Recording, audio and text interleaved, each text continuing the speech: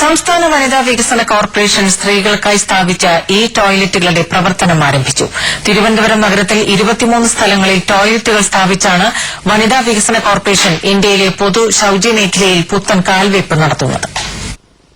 നഗരത്തിൽ 23 സ്ഥലങ്ങളിലാണ് വനിതാ വികസന കോർപ്പറേഷൻ ടോയ്ലറ്റുകൾ സ്ഥാപിച്ചിരിക്കുന്നത്. പൂർണ്ണമായും ഓട്ടോമാറ്റിക് എന്നതിന് പുറമെ ഇത് സ്ത്രീകൾക്ക് നൽകുന്ന സുരക്ഷയും വലുതാണ്.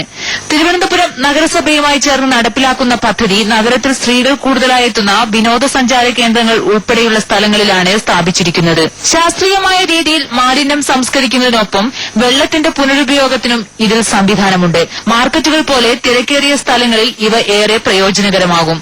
ഈ പദ്ധതി പഞ്ചായത്ത് തലങ്ങളിലേക്ക് വ്യാപിപ്പിക്കുമെന്നും ഷീ ടോയ്ലറ്റ് ഉദ്ഘാടനം ചെയ്തുകൊണ്ട് മന്ത്രി എം കെ മുനീർ പറഞ്ഞു. അപകടങ്ങളിൽപ്പെടുമ്പോൾ ഉടൻ തന്നെ ബന്ധപ്പെട്ട പോലീസുകളിൽ വിവരമറിയിക്കുന്നതിന് വേണ്ടിയുള്ള സംവിധാനങ്ങൾ ഉണ്ടാക്കുന്നുണ്ട്.